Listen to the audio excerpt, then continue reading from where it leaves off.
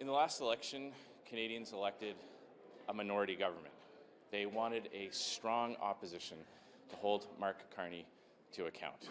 Mark Carney did not receive a majority mandate from Canadian voters, yet he's trying to cobble together a majority through undemocratic means with backroom deals and pressure tactics.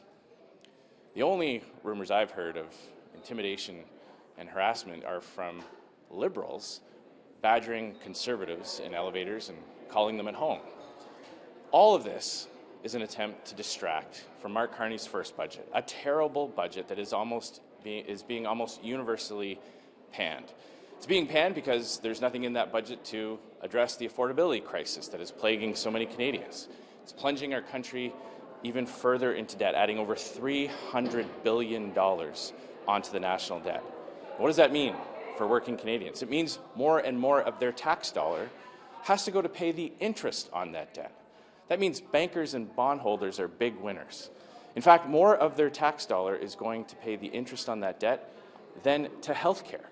So at a time when thousands of Canadians can't find a family doctor, Mark Carney is sending more and more of their tax dollars to pay those bankers and bondholders.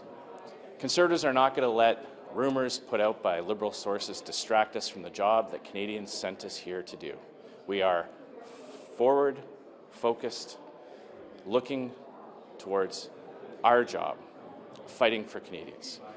We are going to continue to fight for affordability measures, to bring prices down, like getting the Liberals to scrap their hidden taxes on food, like the industrial carbon tax on farm equipment and fertilizer, or the fuel standards tax that adds 17 cents a litre. All of those costs get passed on to consumers.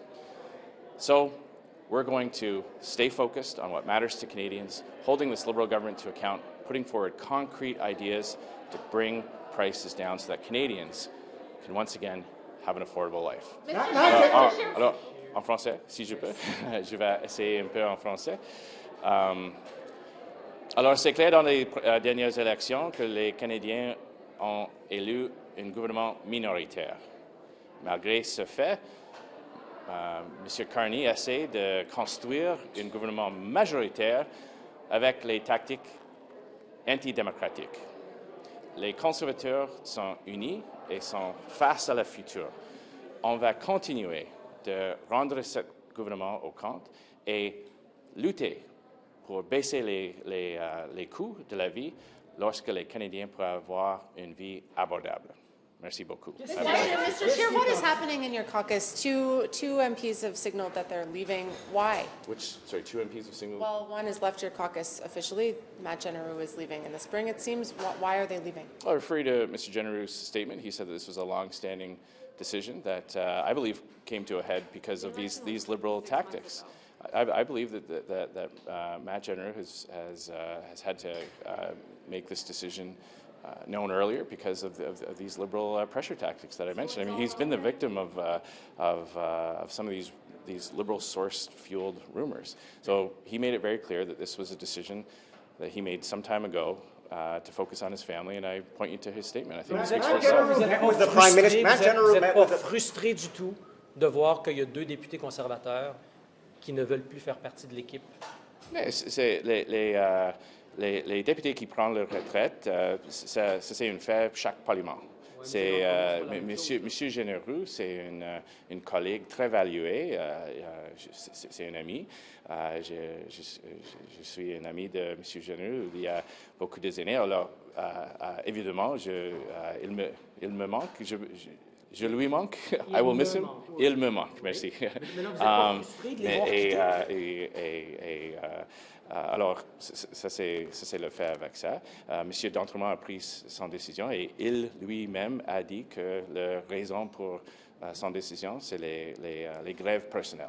Matt Jeneroux met with the Prime Minister on Tuesday, and he met with other Liberals. Did Matt Jeneroux say that? Amid rumors about him crossing the floor. Sorry, did Matt Jeneroux say that? We know that he did. So how can he stay in your caucus? Can you just respond to that? How do you know that he did? How can he stay in your caucus if he was meeting with Liberals amid floor crossing rumors? One person in your caucus already crossed the floor. How can you do that? I take Matt Jeneroux at his word. I do not take. Are you sure? How do you know? I do not take unnamed Liberal sources at the word. I don't respond to rumors. Surely you would want to know if he met with any Liberals. Did you talk to him about that? I will point you to Mr. Jeneroux's statements. We had a great conversation yesterday. I think his statement speaks for itself. I think I might have time for one more. S'il vous plaît, monsieur, qu'est-ce que vous dites aux gens qui pensent que maintenant le leadership de Pierre Poilievre est affaibli en raison de ses départs? On doit parler de les faits. Les faits. Les faits sont cet gouvernement a augmenté les dépenses fédérales à un niveau sans soutenable. Non, mais c'est clair. C'est clair, le coût de la vie augmente avec M. Carney. Il va ajouter les milliards de dollars sur la dette nationale et tout ça doit être payé par les contribuables. Ça, c'est le fait. Okay? Les Canadiens, I can guarantee you, okay, you stop 100 people in any main street in this country.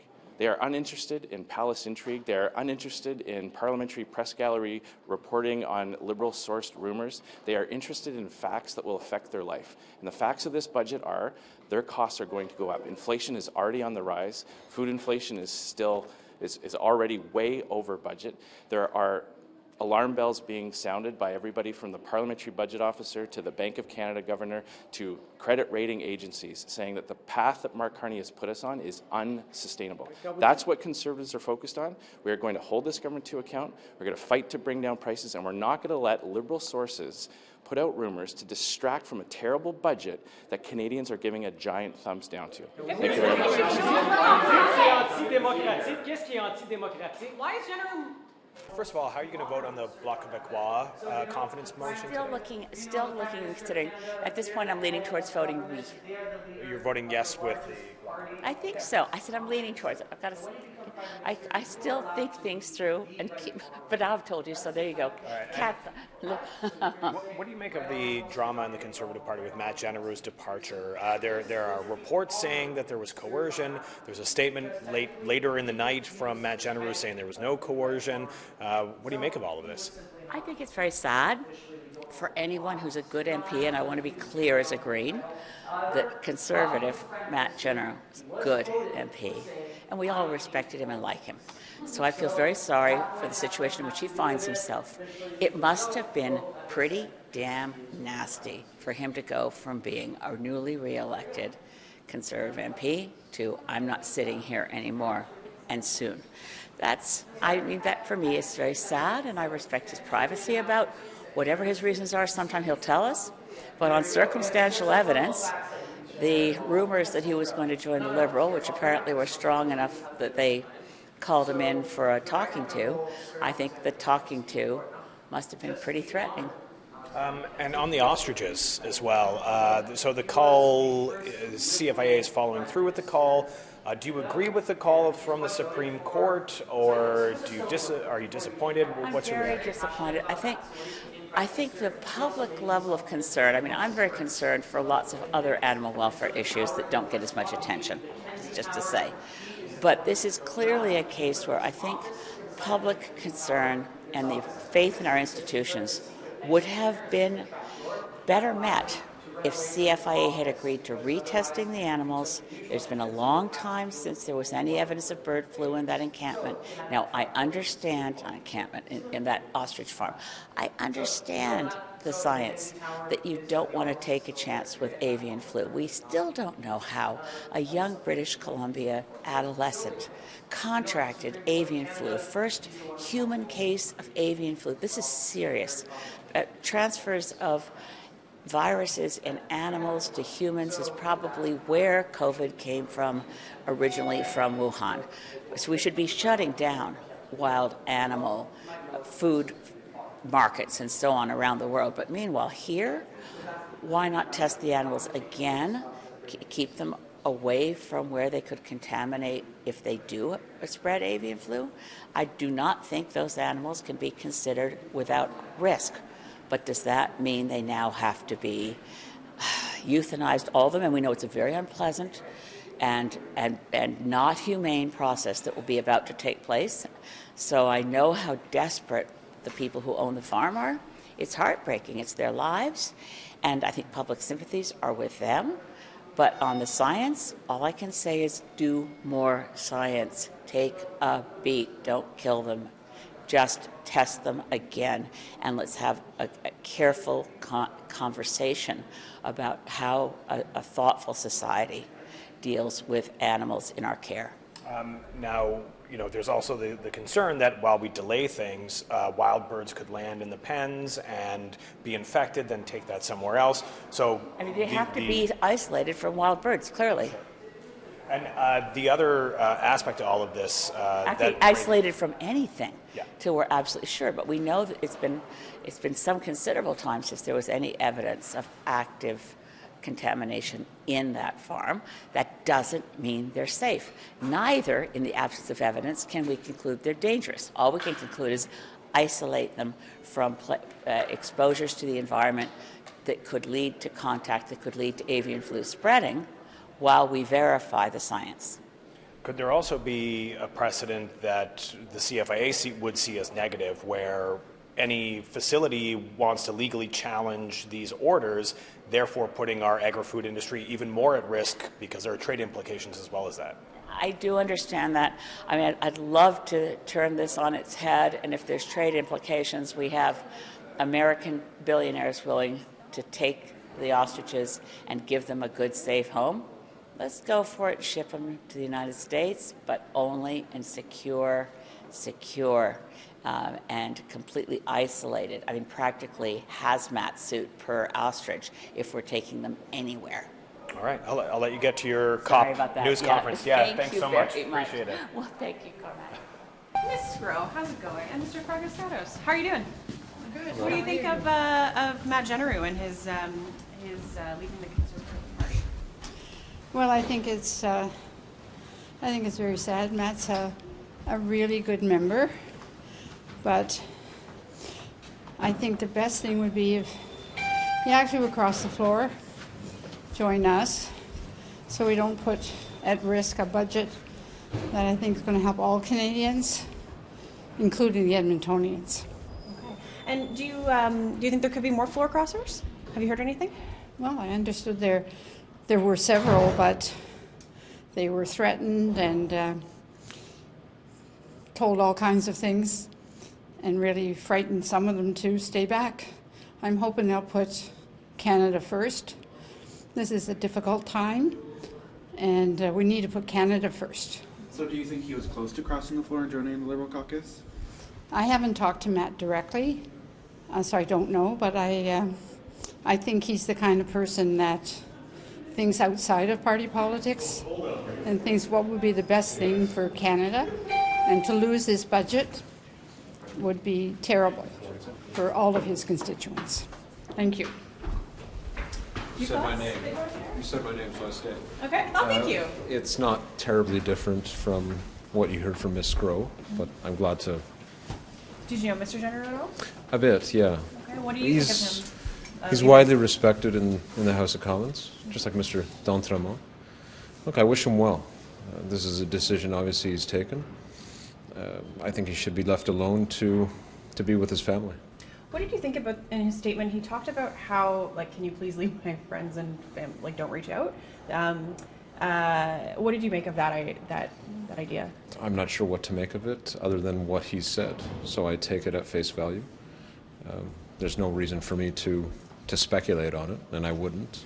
This is someone who's known to be a very good person within his party, but across the aisle, people that have worked with him more closely than I have at committee level, for example, say the best things about him.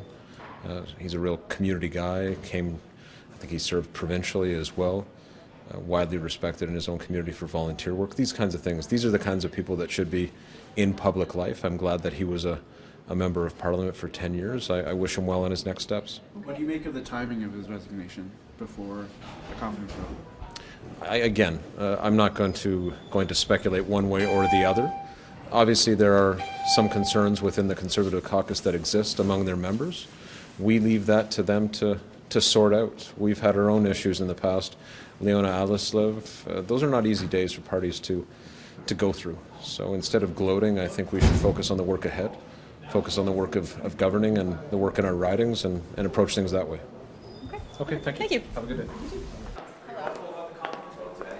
I sure hope that the opposition parties see how much is in that budget for their own regions. Look, I'm from a Northern Ontario region, Thunder Bay Superior North, and the infrastructure investment direct to communities and municipalities and First Nations is going to be a real game changer for the regions that often need that infrastructure. You know, we're talking about roads, but we're also talking about community centers, roofs on libraries, lining of pools. I mean, these are the kinds of requests that I've seen come through my desks over the last 10 years, and communities are waiting for that support. What do you make of the whole drama around Matt Jeneroux? I mean, there are reports saying one thing about coercion, and then there's statements coming out late at night saying that's not the case.